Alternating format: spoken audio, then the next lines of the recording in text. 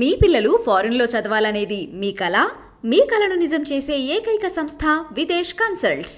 ఆడుదాం Andhra tournament పాల్గొనుచున్న అందరి క్రీడాకారుల తరఫున నేను ప్రమాణం చేయుచున్నాను. మేము నిజమైన క్రీడా స్ఫూర్తితో క్రీడల నియమ నిబంధనలను గౌరవిస్తూ మరియు వాటికి కట్టుబడి ఉంటూ రాష్ట్ర స్థాయి ఆడుదాం ఆంధ్ర టోర్నమెంటులో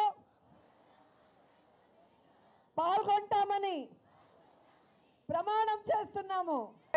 ఇప్పటికే గెలిచిన వాళ్ళందరికీ కూడా క్యాష్ ప్రైజ్తో పాటు మెడల్స్ ఇవ్వడం మీరు అందరూ కూడా గమనించారు.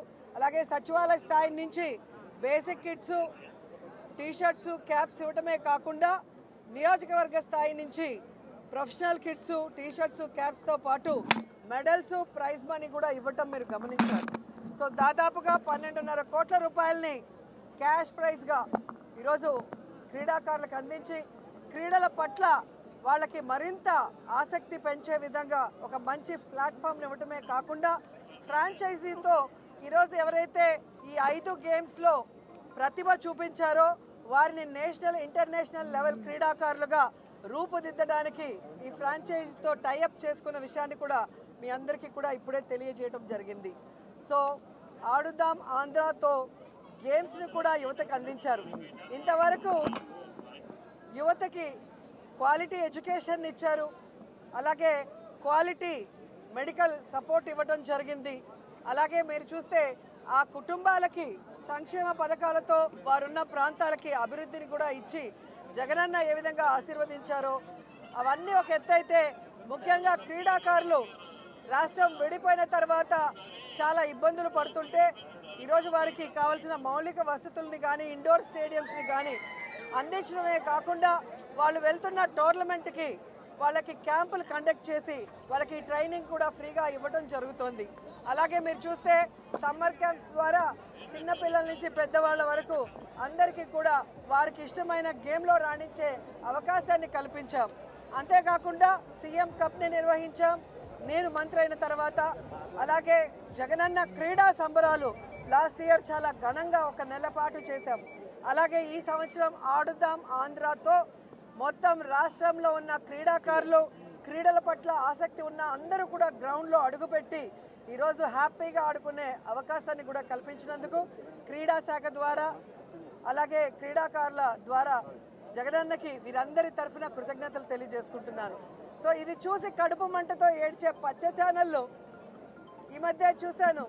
జగన్మోహన్ రెడ్డి గారి ఫోటో ఎందుకు బ్యాట్స్ మీద అని అడిగారు.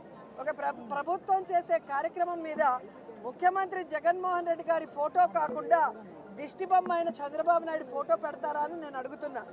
గతంలో చంద్రబాబు నాయుడు ముఖ్యమంత్రిగా ఉన్నప్పుడు ఆయన చేసిన వెల్ఫేర్ స్కీమ్స్ కానీ ఏవైనా ఉంటే, అంటే వాళ్ళు ప్రచారం ఎక్కువ చేసుకున్నారు, వెల్ఫేర్ అందించింది తక్కువ.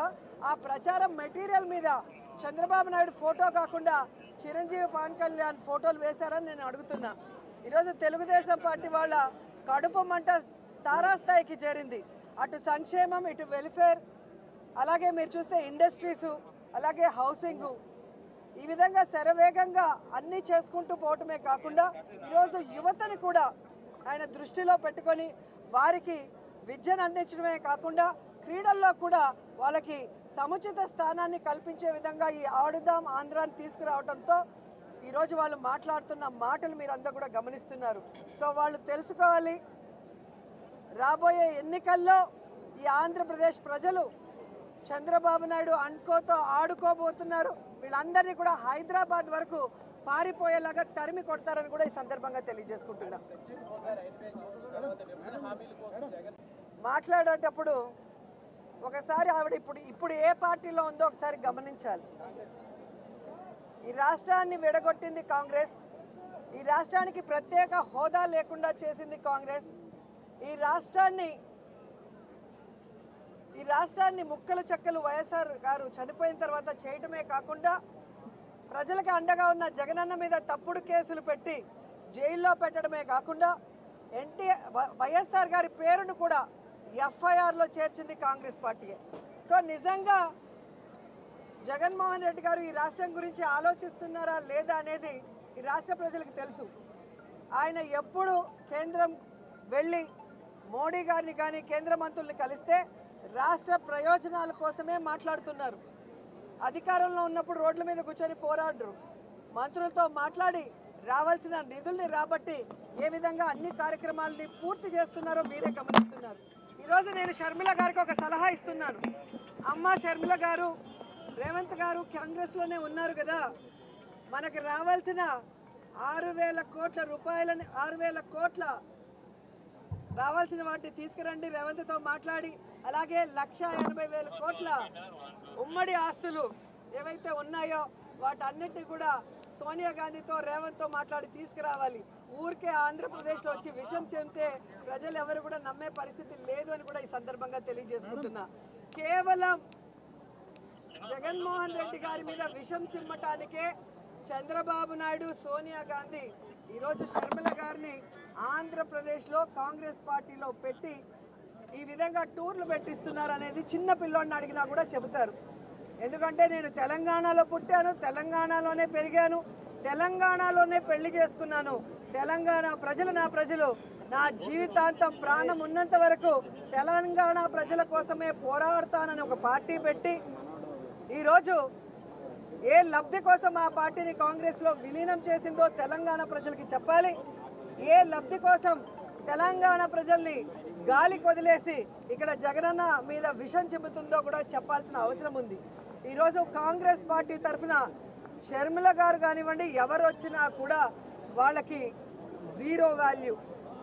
ఎందుకంటే ఇదే షర్మిల గారు పాదయాత్రలో కానీ తెలంగాణలో పార్టీలు పెట్టిన తర్వాత కానీ ఆమె స్పీచెస్ ఒకసారి మీకు చూస్తే మీకే అర్థమవుతుంది. రేవంత్ ఒక దొంగ, కాంగ్రెస్ ఒక పనికిమాలిన పార్టీ. ఈరోజు రాజశేఖర రెడ్డి గారు బ్రతుకుంటే కాంగ్రెస్ మొహం మీద ఉమ్మేసి ఉంటాడని మాట్లాడిన వ్యక్తి అదే కాంగ్రెస్లోకి ఈరోజు తన పార్టీని విలీనం చేసి తాను జాయిన్ అయ్యి ఏ విధంగా కాంగ్రెస్ కండువా కప్పుకొని చంద్రబాబు నాయుడు స్క్రిప్ట్ ఎందుకు చదువుతుందో ఆవిడ చెప్పాల్సిన అవసరం ఉంది.